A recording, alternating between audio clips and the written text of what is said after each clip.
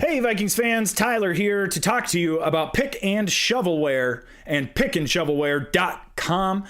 T-shirts, sweatshirts, all kinds of fun, different Minnesota sports clothing items and apparel options. We got a deal going with them right now where if you buy whatever you want, enter the promo code Bleeding Purple, all one word, and you will get free shipping. That is promo code Bleeding Purple, pickandshovelware.com. Make sure you go ahead and check it out. Okay, let's start the show.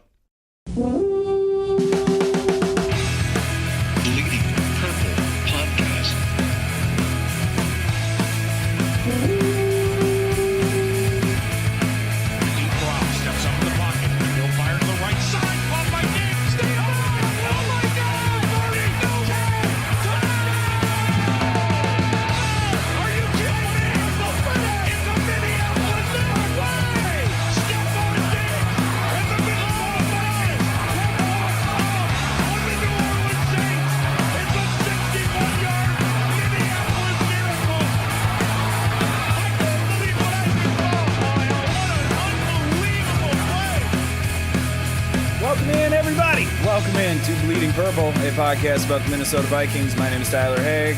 I am joined, as always, by Mr. Adam Patrick. Adam, can you hear me? Can you speak? Yeah, I can hear you. Oh, my God. We did it perfectly. Hooray. Hey, we're already doing better than the Vikings. I agree completely. They not real fun to watch, Adam. Not real fun to watch. Not on offense, at least. No, offense was... Oof. All right, so let's start just like big overview. What was your long view? What was your take from the game? All things considered, what did you take away from the loss? Oh, by the way, the Vikings lost to the Bears. We should get that out of the way. 25-20 was the final score? I think so, yeah. 25 or 26. They just looked unprepared. They had 2 weeks to prepare for this game, and they looked like they had 2 days. There was pretty much like one major thing that everyone knows about the Bears this year that you have to do to beat them, and that's to stop Khalil Mack. And for some reason, the Vikings thought that putting one offensive lineman out there to block him was a good idea. Obviously it didn't work, because I think the Vikings gave up about 21 pressures yesterday, and that was from Mack and Akeem Hicks too. He had a good game on the inside. And then on the offensive end, they just didn't look like they knew what was going on out there. Couldn't run the ball. Dalvin Cook didn't really do a whole lot. They got production. They started throwing the Thielen in the second half. Diggs was really the only real bright spot. I don't know what Cousins was looking at on a couple of his throws where he threw picks. Stop throwing at Treadwell. Nothing has come, Nothing good out of it. Happens when you do that. This year, Chad Beebe had 1 catch and it was for 20 yards. That's way more. He didn't get any run in that offense until it was 2-minute style and they were in the hurry up. That was when he got in. Yeah, absolutely brutal. For the offense, I tweeted this before the game, but this really quietly was a very, very important game for Kirk Cousins, because it was the game that he was going to be able to, I don't want to say prove, but this is why you paid all this money. This is what I'm here to do. This is my job. This is who I am. We win games like this. Mm-hmm. And he totally, wilted and looked awful. And I'm not saying that all of it was Kirk Cousins' fault, but no, that was an opportunity for him to really look good and really take charge. And it's not all his fault, but no, I think he was under pressure. I just looked it up, 42% of his dropbacks last night. So I don't think there aren't really many quarterbacks who can succeed when they're seeing that much pressure on their face. Yes. So a lot of people are going to throw the blame on Cousins, but it's hard for him to look downfield or think that he has something downfield when he doesn't even have time to throw. Yeah, the one sack where they could not take a sack at the end of the game, and they did. There was unblocked. He was not even at the third step of his when he went up the middle? drop. Yeah.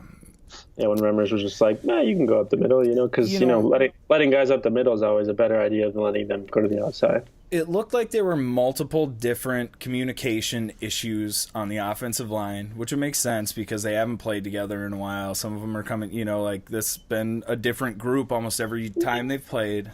I don't know, but it's been mostly the same guys. Remmers and Elfline have been out there for the whole time, so I don't really know what their excuse is. Yeah. Well, I'll ask you this. It was a super frustrating performance to watch because I feel like the Vikings because they had so many chances, better than that. Right? Yeah, so many chances. That was a totally winnable game, and at no point did they even really threaten. Really, defense gave them a bunch of chances. They made a bunch of plays, especially in the second half. Yeah, and the Vikings came up with 2 field goals. It was brutal. Yeah, two field goals on possessions that you absolutely needed to score a touchdown on, and they couldn't do it either time. Very frustrating. Do you think part of it, perhaps, could be that the Bears are really, really, really good? They're not really, really, really good, but I mean that defense, that front group they're is better. They're better. They're obviously more, prepared. Their coach obviously is better at using what he has, out on the field than their previous coaches. Yeah. I thought you were just gonna throw Zimmer under the bus and be like, coaches are garbage. Screw this team. And I'm getting tired of people ripping on Zimmer for the faults of the offense because that's not his focus. That's not what he was hired to do. His focus is on the defense.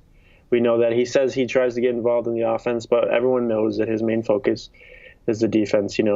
Should he probably get a little more involved in the offense? Yeah, because obviously, things aren't working out there. Even if you're not succeeding at running the ball, I understand you have to pass and stuff more when you're down by 2 touchdowns. But that game was they were not in a position where they were. Yes, they were not in a position where they had to throw the ball until about 8 minutes left in that game. Right. Where's the running game for the first 3.5 quarters? It wasn't there. And they weren't the running plays that they did run. They weren't you go and look on the other side of the field and the Bears are running jet sweeps and all these exotic runs, and the Vikings are just running the ball up the middle and they acting like they don't have someone like Dalvin Cook or Stephon Diggs on their team or even Adam Thielen who can take the ball and run it for 9 or 10 yards every time. Yeah. And we have been, I don't want to say critical, but skeptical maybe is the best word. Skeptical of everybody just assuming that DeFilippo is just going to be this, he's good to go. We're good to go. If he wants to leave this year, that's fine. But. I mean, he has been the most underwhelming. Yeah. Because he's a hot coaching prospect. I still hear on national radio them talking about him going with the Browns, especially because he used to be there. Yeah, but that was going to be my point. But this guy has literally his play calling experience is so far for the Vikings, meh at best, and then a horrible, horrible, horrible year in Cleveland. Granted, he had Johnny Manziel on his team, but that's not an impressive resume. And we were just assuming that this was all going to be great. And I think this is a huge part of the problem. There's not a lot of creativity. There's not a lot of exotic looks. There's not a lot of, God, Adam, there's not even draws or screens or direction. Nothing. There's nothing keeping. You had the Bears last night running they had Tariq Cohen on there, or Cohen as Al Michaels likes to say. I was. I'm glad you noticed that too, because it was bugging me all night. I was like, does he just make up his own pronunciations? I can't wait for next. If you're Al Michaels, because what are you gonna say? Hey man, you're saying that wrong. He's like, oh, am I? Because I called I called the Miracle on Ice, and I've called while we're on the Al Michaels topic, randomly 7 Super Bowls. Him saying how Dalvin Cook had a lot of off the field issues before the draft. That's why teams didn't want to take him. And I'm like, what were these a lot of issues? Everyone knows he had some run-ins or whatever. He got in a little trouble in college, but he wasn't like Joe Mixon or anybody. No, man. And his whole thing was he grew up in in a bad neighborhood, so his buddies are from a bad neighborhood. So, that was like the knock on him. You know who else grew up there? Teddy Bridgewater. Yeah. He's a horrible person. Horrible person. Can't have a franchise. But yeah, but the Bears were running like all these plays where they would roll out and then run the ball the other way, or even like with Trubisky. Like, I thought the Vikings were trying to run some of that stuff in the beginning, but obviously, those are the scripted plays that they have, and then after that, it's just like a crapshoot, and it seems like that's been the story for most of the season, where like after the first 20 plays, DeFilippo's just like, just throw deep. Oh my God! Thank you for bringing it up, because it's a difficult thing to try and criticize an offensive coordinator because you don't know what their goal is. You don't know what they're adjusting to. You don't know what all they're dealing with. But you're nailing it. The scripted plays work to a certain extent. There's an adjustment period there from about, like realistically the first 2 offensive drives, 3 offensive drives, maybe 20 plays. There's an adjustment period from then until about midway through the third quarter that they seem unable to get anything going offensively. Yep. Halftime, they kind of start to figure it out. Second half, they usually look pretty okay. But it takes them so long to figure out what they're going to do and how they're going to do it. Why does it take you that long to figure out that Khalil Mack, like that Reef needs help? Like, he needs help. You could see that 2 plays in that you got to get somebody over there. It's not like Riley Reef is like Orlando Pace over there. Like, just he can block anybody, but I don't understand like why like they don't just keep Kyle Rudolph or CJ Ham over there like the whole time. Like, what do you really need Kyle Rudolph lined up as a receiver like that much? But he's a weapon, Adam. He's a weapon. Can pass to him to get a 5-yard gain every time. Like, is it really like that necessary that you need him out there? You're going to throw them off by him lining up as a receiver? I'm throwing this out there again, Adam, and I've said David it before. Morgan it's David Morgan. He is the most valuable player, because if David Morgan's in there, that game looks totally different. Yeah, and he has a knee injury, so I don't know when he's going to be back. Oh, man. But yeah, dude, that offense is like... It's so confusing because it's not like they don't have the talent. I mean, you'd think so, but at this point, basically, they look lost. Yeah. Yes. They look like they have no idea who they are or what they do as an offense. Like, sometimes I feel like we're like 10 weeks into the season. Yeah, I feel like sometimes he tries to be like too generous and like mix the ball around everybody, like just to do it, when everyone's just like, just throw to Thielen and Diggs. Like, they're going to make plays. Just get the ball in their hand. Making it more difficult. Yeah. Stop trying to throw to Treadwell when every time you do, something bad happens. Let's focus on Kirk Cousins for a hot minute here. So what overall performance, what do you think? It was a bad game. I thought he played poorly. I think that's easy. When you turn the ball over, it's easy to call a performance bad. At the same time, he did have a lot of pressure in his face. You're not going to be able to succeed like that. But yeah, it was probably his worst game of the season. At the same time, he still made some throws, that other guys in the past that have been in Vikings uniforms that they would not make. He almost nailed that throw when he was rolling out to Diggs, just missed that. Mm-hmm. It wasn't a good game. I think he owned up to his interceptions after the game, so that was nice to hear for once. He didn't like blame it on Treadwell or Diggs or something or Rudolph for stopping up. I think the pick six. Here's a sidebar conspiracy theory. Treadwell was the intended receiver on that pick six. Yeah, he was. I think he ran the route incorrectly. I think it was either too shallow or too deep or whatever. And too shallow it would have been. So it looks like an overthrow. Threw it to nobody. Interception. Blah, blah, blah. Treadwell does not come out with like the first group again until somebody subs out later on in the game. Really? Also noticed that was the portion of the game when BB came in. That was why BB was in, because because they had pulled Treadwell out and then it was Robinson, BB, and the other two, and they were doing 2 out on each side. Touchdown, right? Yes. That was all happening at the same time. Well, Treadwell said his route was great, by the way. Of course he did. Of course he did. He ran a great route. Zimmer talked to the media today at around 4 p.m. Minneapolis time, Central Standard Time, Daylight Savings. It doesn't matter. Zimmer talked to the media, and he said, when getting a question about Kirk Cousins, I'm obviously going to paraphrase here, but he was, they asked if Kirk Cousins was panicking or does he need to stay within himself? Is he blah, blah, blah? Zimmer gives a kind of long-winded answer, says eventually, and some of those aren't even his fault. Some guys aren't in the right place sometimes. Treadwell. I think Treadwell is donezo. And I think that interception was because Treadwell ran the incorrect route. Now, I'm going to look at it again, but I'm also thinking there was a play where Cousins... That's right. I'm going to do breakdown all 22. I actually got it recorded, like DVR style. Yeah. So I'm going to watch it again. But I think there was a play later in the game after the pick six where Treadwell came back in. Cousins looked at him, saw it was Treadwell, and was like, no. And went somewhere else, which is a huge step for Treadwell not playing anymore. If that's where you fall, and I happen to land on that side of the argument. It's about time. At this point, with the offensive production he's been given so many chances. Yes, just nothing.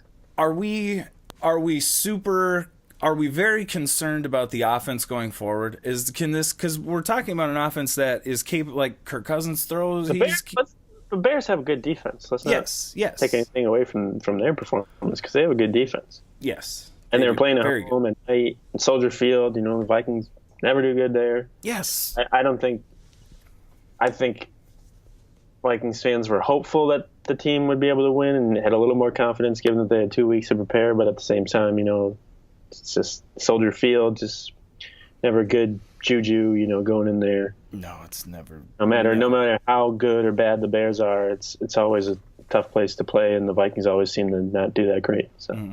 And you get to play them again, right? Don't we get to play them again? Yeah, and you play them at home, and the Vikings have played well against the Bears at home. I don't remember the last time they lost to them at home.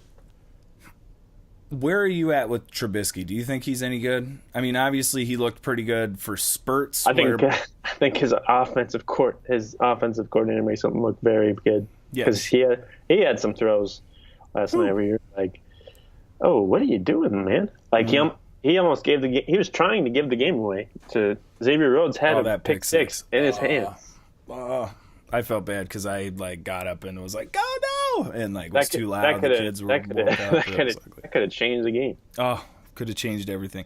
That to me was my biggest takeaway from this game. Was it never ever felt like the Vikings got anything going. I mean, they looked pretty okay on defense for a stretch. There were at the end of the game when the no huddle started happening, the offense looked whatever, but mostly throughout that game, they were never really a threat. They were within 2 scores that entire game. They're up. I mean, and you have a defense that can score a touchdown, and you have a quarterback who is capable of scoring quickly. Mm-hmm. We've heard. I'm starting to wonder if that's the case, but you get my point. Is they were 14 points away that whole time, 2 scores away, almost that whole time. That's a good sign. The no huddle offense was better last night. They didn't take off 9 minutes off the clock or anything. No, dude. Quick 4-minute drive. They got out there, they ran out of bounds and stuff like that, and just there were parts of that were good. I'm going to disagree with you because Kirk Cousins, when he thinks that he can line everybody up at about the 10 yard line, oh my God, 15 seconds at least at him, and he did it again. Mm-hmm. Oh my God, it's horrible. Like it is like awful clock management, and you kill. That's like in a game like that. Was the end of the first half? Also, they ended that game with they still had a timeout. Why? Why do you still have a timeout? How did you do that? Was it the end of the first half when they were trying to get points? Was that Cousins' first interception? When he threw it that was like threw Rudolph or whatever. Yeah. They were trying to get points and didn't happen. I don't know. I think a positive to take away is that they played so poorly on offense and they still only lost by 5 points. Yes, on the road against a team who's in first place in NFC North. Their only losses this year have come against what? The Saints, Rams, Bears, and the Bills. But all their other losses are to first place teams, so it's not like they're losing to horrible teams besides the Bills. It's true. But they're in a tough spot. They're in a tough spot now. Yeah, and that was going to be my next, I don't want to say question, but where are they at in this? If the playoffs started today, would they be in the playoffs? I believe so, right? Maybe, hopefully. I think so, because the Panthers lost, and then and the Falcons lost, and the Seahawks. No, the Seahawks won. The Seahawks but won, but I still think I think they're still the 6th seed.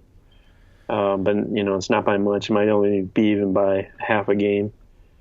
But yeah, they got 6 games left. They probably have to win at least 4 of those, probably 5. Oh man! And when you say it like that, that sounds like a really, really difficult thing to pull off. Yeah, they're the 6th seed. They're the 6th seed, and the Panthers are the 5th seed, and the Seahawks are like a half game behind, and the Cowboys. Who else is? Oh, real quick, hey, did you see Alex Smith? Yeah. What happened? I missed that. I didn't see anything about it. I was flipping through Twitter on my phone, and it was 4 retweets of the same video of that. So I just everyone being like, "Don't watch. Here's the video." Exactly. No, yeah, and I did see the Washington Post headline today that said "Broken Promise." I was like, Jesus, and a picture of him with his leg broken. With his leg broken. Yeah, like you couldn't not included that picture. I know you need clicks or whatever, but it was like 33 years to the day after Theismann's. Yeah, and Theismann was there. I think it was like the same score. It was on the same yard. Up. Are you kidding me? All of those things too? Really train. It was really eerie. I don't know if his career is done, because it was a compound fracture I read today, so it did break the skin. And he broke his tibia and his fibia. Yeah, I knew he broke both of them. So that's going to be kind of tough. And I did see they signed Mark Sanchez today, so they should be back in the playoffs. Season saved. Yeah, they didn't want to go with Sam Bradford. I don't know why. Butt fumble. So. We choose you. So yeah, that's interesting though too, because the Redskins are probably going to be a team that the Vikings are going to be fighting for a playoff spot for now. Yeah, dude, that NFC East is. Yeah, I was like, why can't the Vikings be in NFC East? It'd be so much easier. Ugh. Cowboys look like the best team in that division for now. Yeah, which is shocking, because if you watch the Cowboys, they don't look that awesome. They have kind of boring. Yeah, spurts where they look okay. Back to the Vikings. The offense was horrible. The defense kind of came around in the second half. Where do you feel about them? Yeah, defense played very well in the second half. Yeah. They only gave up like 100 yards. Some stupid penalties, obviously, at bad times too. What was that? I'm fine with the Harrison Smith penalty. He's going down. You shouldn't hit him like that. Yeah. The Eric Wilson one, I don't think anyone knows why he got a 15-yard penalty. Like, he waved his hand at the ref. Like, did he tell him to go fuck himself? Excuse my language. Yeah. They showed him like throwing, quote unquote, throwing the towel thing. It was tape, like stuck to his hand. Though. Yeah, he didn't mean to throw it, and even then, that's not enough for a 15-yard penalty. And it didn't look like he was saying anything on the replay. I don't know. That was stupid. I didn't like that call at all. The Harrison Smith one, you have to know better. But I'm not going to lie, I was screaming, "Somebody destroy him!" as he was running. Because, again, he was running just... I mean, from a defensive perspective... If you're going to get that penalty, knock him out. Exactly.